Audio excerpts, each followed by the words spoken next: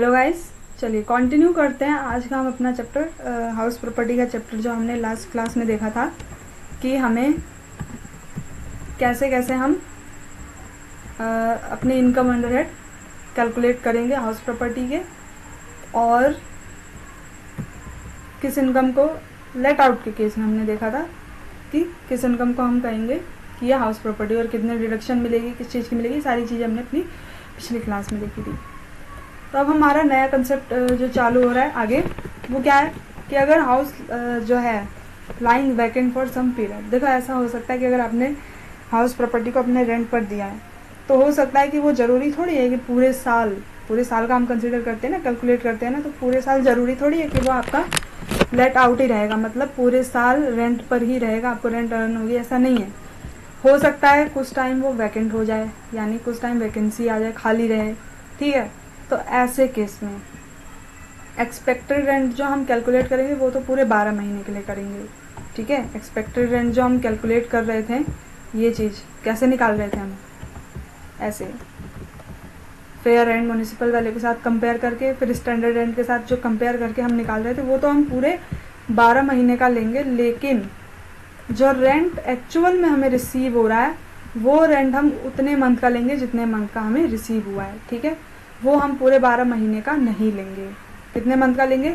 Expected rent तो हम पूरे 12 महीने का लेंगे, कैलकुलेट करेंगे, लेकिन जो रेंट हमें रिसीव हो रहा है या रिसीवेबल है वो सिर्फ उतने पीरियड का हम लेंगे जितने पीरियड का हमें रिसीव हुआ है। यानी जो मान लिया 12 महीने में से 10 महीने का रेंट हमें रिसीव हुआ, 2 महीने हमारा कमरा खाली है, ठीक है, या हमारा घर जो है हमने रेंट पे दिया है वो खाली है, 2 महीने का रेंट हमें रिसीव नहीं हुआ, तो 2 महीने का जब हमें रेंट रिसीव ही नहीं हुआ तो हम उसे कंसीडर भी नहीं करेंगे, ठीक है। लेकिन एक्सपेक्टेड रेंट जो है वो हम पूरे 12 महीने का लेंगे और फिर उन्हें हम कंपेयर करेंगे, ठीक है। अब उन दोनों में से जो भी हाइयर आएगा वो हमारा क्या होगा? ग्रॉस एनुअल वैल्यू होगा, ठीक है। इन दोनों में से जो भी हाइयर होगा वो हमारा ग्रॉस एनुअल वैल्यू होगा, ठीक है। अब कभी कभी देखो ऐसा हो सकता है कि वैकेंसी की वजह से, ठीक है, वैकेंसी की वजह से एक्चुअल रेंट हमारा अभी कम हुआ है। अगर वैकेंसी नहीं होती तो हमारा एक्चुअल रेंट जो है वो एक्सपेक्टेड रेंट से ज़्यादा होता, ठीक है। अब अगर ज़्यादा होता तो हम फिर ज़्यादा वाला ही लेते ना। अगर वैकेंसी नहीं होती तो हम एक्सपेक्टेड रेंट को एक्चुअल रेंट से कंपेयर करते तो हमारा एक्चुअल रेंट जो है वो ज़्यादा होता। अब वो ज़्यादा होता तो हम ज़्यादा वाले को ही कंसिडर करते हैं। तो यहाँ पर भी वही कह रहा है कि but if rent received or receivable is less than expected rent owing to vacancy, in this case rent received or receivable shall be gross annual value। हमने ऊपर क्या देखा कि जो ज़्यादा होगा एक्सपेक्टेड रेंट और एक्चुअल रेंट में से उसे हम क्या करेंगे? कंसिडर करेंगे। लेकिन नीचे क्या कह रहा है? नीचे ये कह रहा है कि भाई अगर आपका वैकेंसी नहीं हुआ होता तो आपका जो एक्चुअल रेंट है वो ज़्यादा आता, अगर तो ज़्यादा आता तो हम बेसिक डेफिनेटली हम ज़्यादा वाला ही कंसिडर करते हैं। जब हम ज़्यादा वाला कंसिडर करते तो यहाँ पर भी वैकेंसी की वजह से कम आ रहा है तो इसीलिए हम एक्चुअल रेंट ही कंसिडर करेंगे, ठीक है। और अगर ज़्यादा नहीं आता मान लिया 15,000 हमें रिसीव हुआ, ठीक है। अब 15,000 हमें रिसीव हुआ, रेंट 15,000 पर मंथ, या फिर आप सिंपली ले लीजिए 5,000 रुपये, ठीक है। 5,000 रुपये हमें रिसीव हो रहा है और 10 महीने का हमें रिसीव हुआ है, कितना हो गया? 50,000 हो गया हमारा, ठीक है। लेकिन अगर हमें पूरे 12 महीने का रिसीव होता 60,000 होता और हमारा एक्सपेक्टेड रेंट मान लेते हैं 55,000 है, ठीक है। अब देखो 50,000 जो है वो हमारा वैकेंसी की वजह से आ रहा है। अगर वैकेंसी नहीं होती तो कितना आता? 60,000 आता। हमारा एक्चुअल रेंट जो है वो 60,000 आता, ठीक है। तो ऐसे केस में एक्सपेक्टेड रेंट कम हो जाता, ठीक है। तो अब एक्सपेक्टेड रेंट जो है वो कम हो जाता तो वहाँ पर हम डेफिनेटली हाइयर वाला लेते हैं। लेकिन यहाँ पर क्या है? वैकेंसी की वजह से कम हो रहा है हमारा एक्चुअल रेंट। एक्सपेक्टेड रेंट जो हमारा 55,000 है, रेंट जो रिसीव हुआ है हमारा 50,000 है, ठीक है, 10 महीने का रिसीव हुआ है। तो ऐसे केस में हम रेंट रिसीव्ड को कंसिडर करेंगे, यानी जो कम वाला है उसे ही कंसिडर करेंगे। तो यहाँ पर हम ज़्यादा वाला नहीं कंसिडर करेंगे, ठीक है। इसके बाद अगर हाउस प्रॉपर्टी जो है वो पूरे साल खाली है, पूरे साल वैकेंट है, if any house property is lying vacant throughout the year it will be considered deemed to be let out. अगर कोई प्रॉपर्टी पूरे साल खाली पड़ी है, पूरे साल वैकेंट है, तो उसे हम deemed to be let out मानेंगे और एक्सपेक्टेड रेंट जो है उसे हम ग्रॉस एनुअल वैल्यू मानेंगे। ठीक है, कोई भी प्रॉपर्टी अगर पूरे साल वैकेंट है तो उसे हम deem to be let out मानेंगे, और जो एक्सपेक्टेड रेंट उसका होगा वो हमारा ग्रॉस एनुअल वैल्यू होगा, और अकॉर्डिंगली हम उसके बाद फिर उसकी इनकम कैलकुलेट करेंगे। ठीक है, अब अनरियलाइज रेंट की बात करें। अनरियलाइज रेंट क्या है? देखो, वैकेंसी के केस में क्या था कि 2 महीने कमरा खाली था, हमें रेंट ही रिसीव नहीं हुआ। लेकिन अनरियलाइज रेंट का मतलब क्या है कि हो सकता है कमरा तो खाली ना है, हमारा घर तो हमारा खाली नहीं है, लेट आउट है, लेकिन रेंट नहीं मिला, हमें रेंट रिकवर नहीं हुआ। ठीक है, तो अनरियलाइज रेंट का मतलब क्या है? Such rent which is irrecoverable, मतलब जो रिकवर नहीं हो सकता, and is consider to be loss. ठीक है, और लॉस कंसिडर किया जा रहा है यानी बैड डेट। और ऐसे केस में एक्सपेक्टेड रेंट जो है वो पूरे साल का कंप्यूट करेंगे, जैसे हमने वैकेंसी के केस में किया था।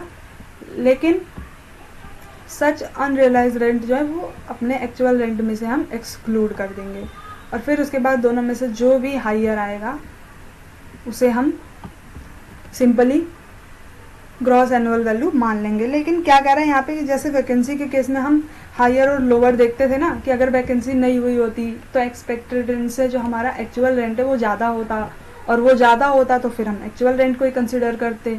ठीक है, तो यहाँ पर ऐसा कुछ भी नहीं है, यहाँ पे ऐसा कुछ भी नहीं है। सिंपली आप जो रेंट आपको रियलाइज़ नहीं हुआ उसे आप सिंपली हटा दो, और फिर उसके बाद एक्सपेक्टेड रेंट से कंपेयर करो, दोनों में से जो भी हायर आ रहा है वो आपका क्या हो जाएगा?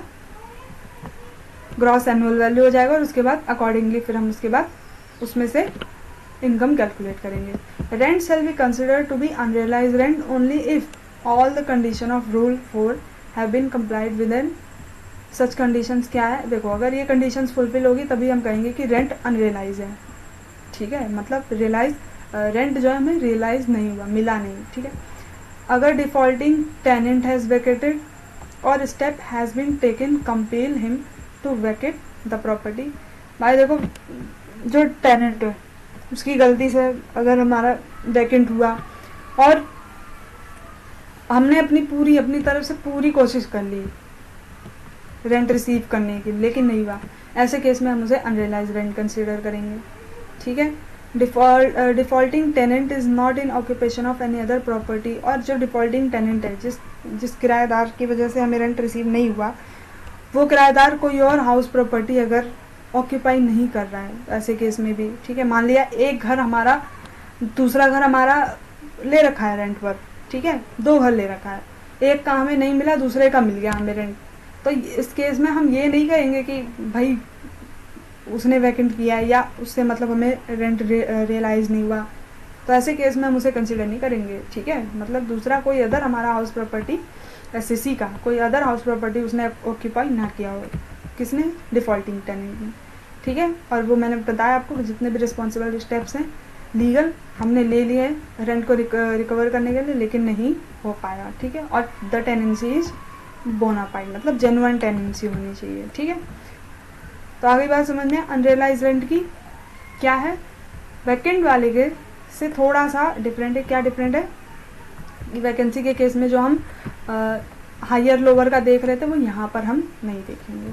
ठीक है, अब मान लेते हैं बाद में हमारी जो अनरियलाइज रेंट थी वो रिकवर हो गई, तो ठीक है, तो जिस साल रिकवर होगी उसी साल हम उसे इनकम कंसिडर करेंगे हाउस प्रॉपर्टी के हेड में। ठीक है, and doesn't matter whether the assessee has any house property. अब चाहे एसएससी के पास हाउस प्रॉपर्टी हो उस टाइम या ना हो, जिस साल उसने इनकम अर्न की अपने अनरियलाइज रेंट को, जिस साल रिकवर किया उस साल उसके हेड में वो क्या होगी? टैक्सेबल होगी। ठीक है, लेकिन यहाँ पर 30% की डिडक्शन मिल जाएगी उसे। ठीक है, क्या मिल जाएगी? मान लिया 30,000 रुपये हमें हमारा अनरियलाइज रेंट था, वो हमें रिसीव हो गया, तो अब वो जो 30,000 रुपये हमें रिसीव हुआ है उसमें से हमें वो 30,000 हमारे income under right house property के केस में जाएगा, टैक्सेबल होगा, लेकिन उसमें से हमें सिंपली 30% की डिडक्शन मिल जाएगी। ठीक है, और अगर कोई इंटरेस्ट वगैरह उस लेट रेंट जो हमें रिसीव हो रहा है या नहीं रिसीव हुआ था अब रिसीव हो रहा है, उस पर अगर कोई इंटरेस्ट रिसीव हो रहा है तो वो अदर सोर्स के हेड में टैक्सेबल होगी। ठीक है, चलिए आगे देखते हैं। स्टैट्यूटरी डिडक्शन या फिर स्टैंडर्ड डिडक्शन, ये कौन सा है? जो हमने ऊपर देखा था जब हम ग्रॉस एनुअल वैल्यू कैलकुलेट कर रहे थे, डिडक्शन अंडर सेक्शन 24 जो हमें मिल रहा था, ये स्टैट्यूटरी डिडक्शन या फिर स्टैंडर्ड डिडक्शन। इसका मतलब क्या है ये बताया यहाँ पर। मैंने आपको बताया था ना कि अगर आपने कोई भी एक्सपेंस किया है तो उसकी आपको डिडक्शन नहीं मिलेगी। हाउस प्रॉपर्टी की इनकम अर्न करने के लिए आपने कोई भी एक्सपेंस किया है उसकी आपको डिडक्शन नहीं मिलेगी, बल्कि उसके बजाय आप लोगों को एक स्टैंडर्ड डिडक्शन मिलेगी, कितनी 30%। ठीक है, यही है बस, इससे ज़्यादा नहीं है। Actual expense incurred by SSC shall not be taken into consideration. ठीक है, एक्चुअल एक्सपेंस कुछ भी किया है तो वो आपका कंसिडर नहीं किया जाएगा। अब हमारा ये कंसेप्ट आता है interest on borrowed capital is allowed as deduction under section 24B। ये वाला कंसेप्ट हम अपने नेक्स्ट क्लास में देखेंगे। ठीक है, उसके बाद बहुत सारी चीज़ें हैं अभी देखने के लिए, बट बिल्कुल सिंपल कंसेप्ट है, इसमें आप लोगों को घबराने वाली बिल्कुल भी बात नहीं है। ठीक है, बहुत आसान चैप्टर है, आराम से हम करेंगे इस चैप्टर को। ठीक है, तो थैंक यू गाइस।